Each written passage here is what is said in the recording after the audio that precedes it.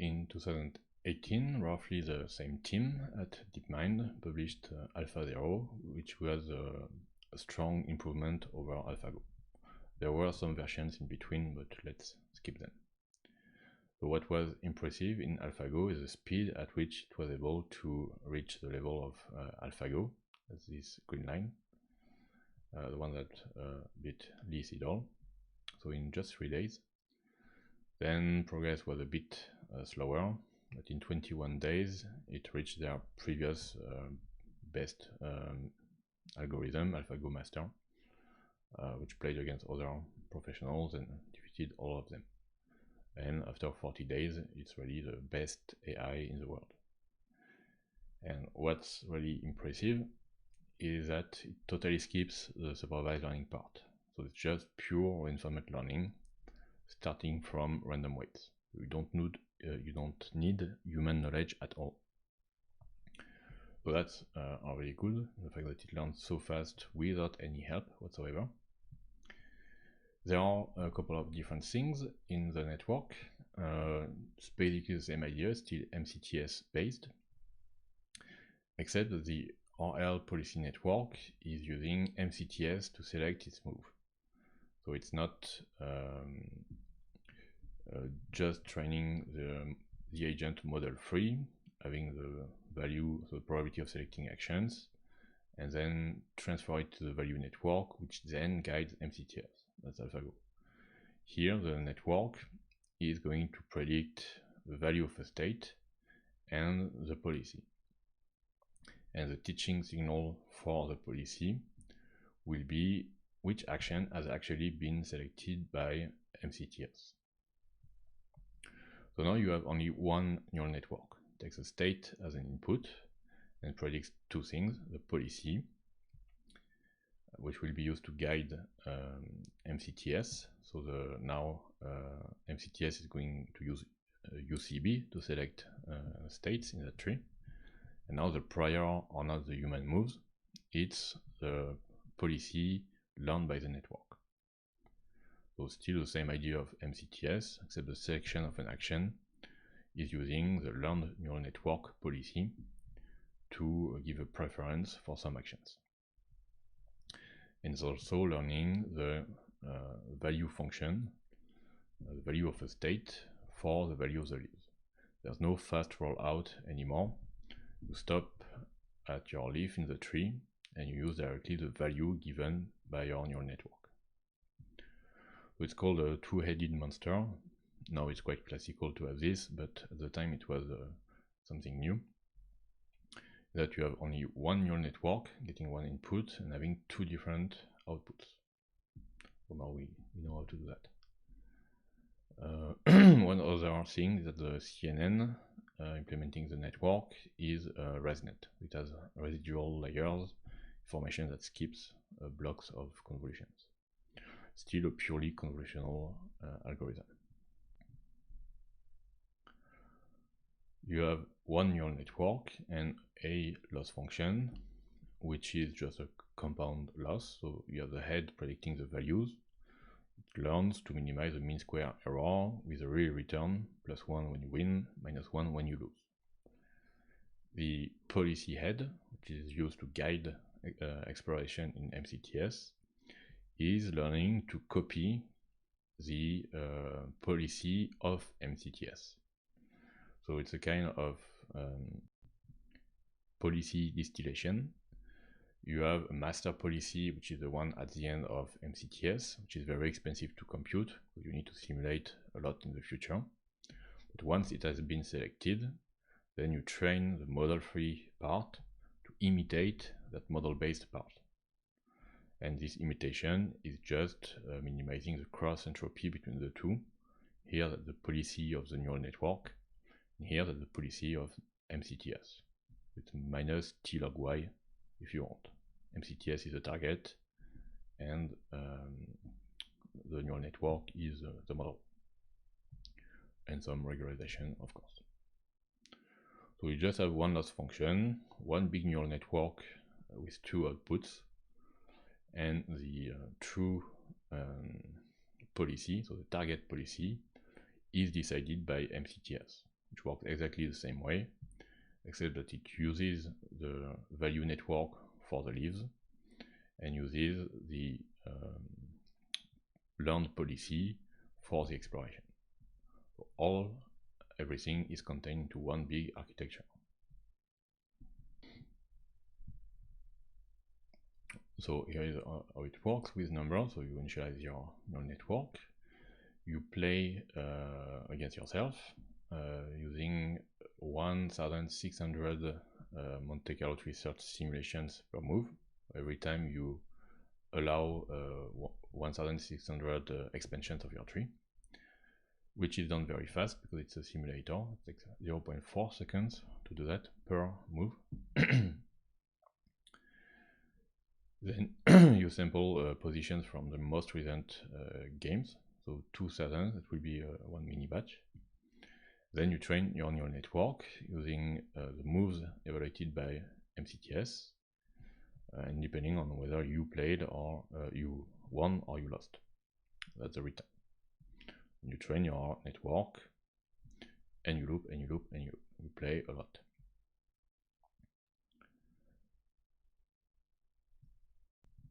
Step 5 is to find out the opponent. So every 1,000 iterations of this training procedure, you compare its performance against a previous version of it. And if it's better than its previous version, then that will be your next opponent. We have a kind of target opponent. You play against a stable opponent, which is the best version of yourself until now. And then you do that a lot of time, millions of times, until it converges.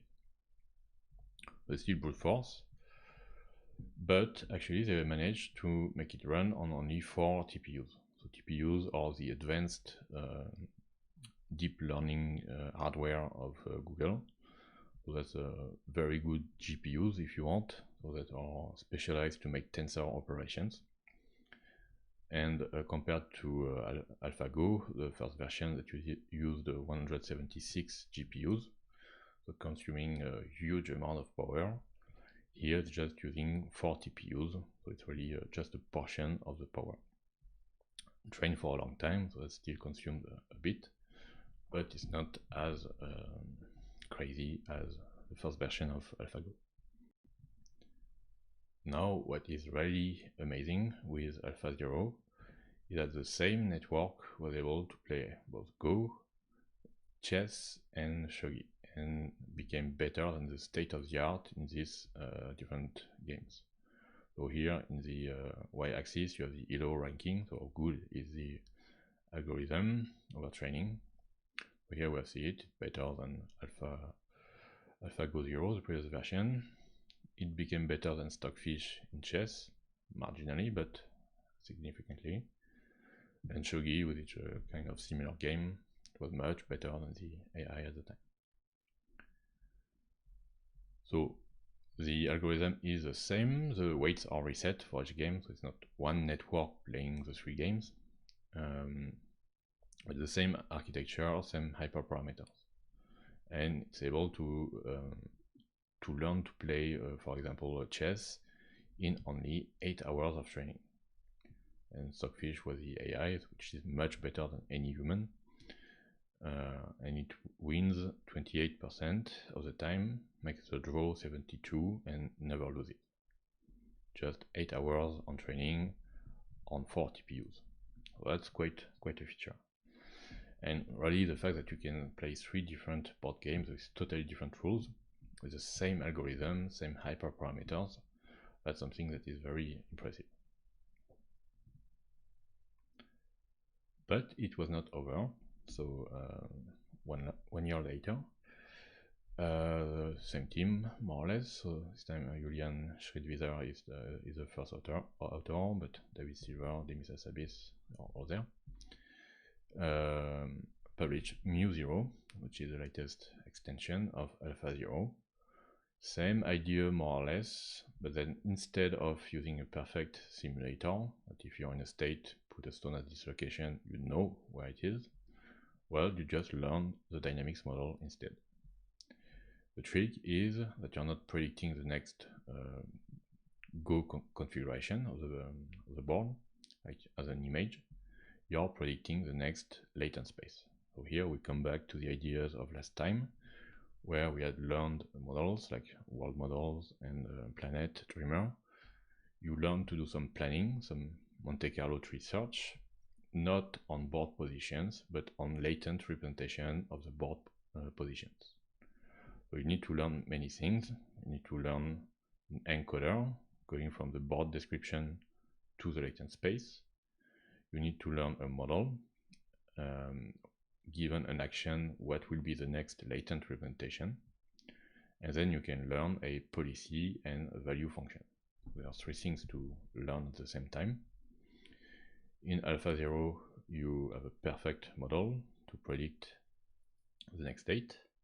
You only learn the two-headed monster, policy and the value based on your state. In MuZero, you have first an encoder, which is called a representation network here, from the observation, the board, to the latent space. You have a policy, so predicting the policy and the value of our states, the same as in MuZero. You also learn the model, what will be the next latent representation given that action, and what would be the reward. And so MCTS is going to work using this dynamics model.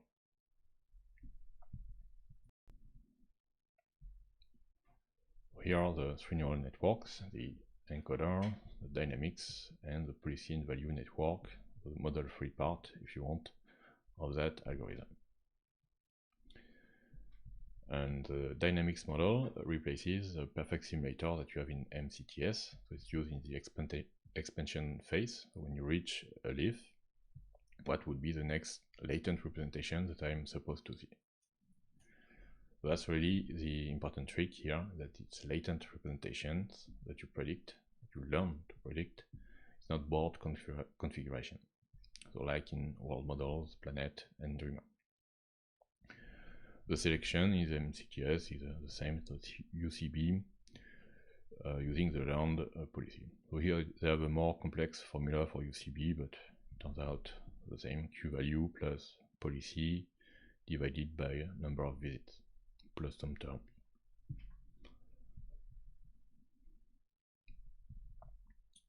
The actions that you take when doing safe play are the ones from MCTS. It's still the same idea, you still have a MCTS, this time the tree is developed in the latent space. What was new also in MuZero is that you are not playing against an old version of yourself. The network is learning to play both whites and blacks. It means it makes a move as white and then makes it, and the next move he plays it as the opposite. I said white, so then black. So he plays both moves. He can learn to play from both sides of the board. And then you just need a huge experience replay memory to train these three different neural networks from transitions with self-play against yourself. So that's a compound loss function. So we have a loss for the actor, a loss for the predictions, and for the dynamics model. And regularization, of course, you don't want to overfit. When you act, you imagine the future with MCTS, and then it tells you the best action to do first. So, similar idea, learned model with planning in the latent space. So it became better than AlphaZero in chess, in shogi, in Go, but also better than R2D2 on Atari games. So because you do the planning in the latent space, then you can do that on anything, actually. So you're independent on the input configuration. All you need is an encoder from the images, from the Go ban to a latent space, and the rest, planning and everything, happens only in the latent space. So here it's much better even than R2D2, which was already the state of the art a while 1 year, not even before. So now it's a model-based method, which is a state-of-the-art on Atari games. Or at least it was in 2019, it has changed since then. So in comparison to Dreamer that we saw last time, actually this MuZero belongs to the previous lecture because it's a learned model, but it's applied to Go, so I leave it in that section. And you see it's really a similar idea, so it's planning the latent space using MCTS instead of true simulations, but it's really a similar idea.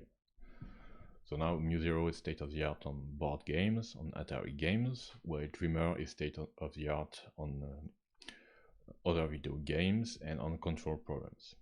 So really the next step would be to have a model-based method learning to plan in the latent space, which can do both board games, video games, and control problems. That's just a step away. So here you have a series of posts which are very good if you want to implement MuZero. I think it's in PyTorch, not in TensorFlow. There are 3 blog posts because it's complex, you can imagine, but you can really read it, it's a nice read. But the problem compared to MuZero is the computational power. So when you read the paper, they're using 3rd generation TPUs from Google, which cost $8 per hour. And for each board game, they used 16 TPUs for training and 1000 TPUs for self-play. So just for training the network, that's for generating the transitions for the experience replay memory. So that's much more than the 4 TPUs that were required by AlphaZero. So you can do the math. So on MuZero was trained for 12 hours on the Atari games. So 12 hours times $8 times 840 TPUs. You can see the cost of learning one single Atari game. That's for each game in Atari individually. You need 40 TPUs at $8 per hour for 12 hours. So that's not something you can reasonably do at home. So we are back to the limitation of DRL. It works, but you need money for that.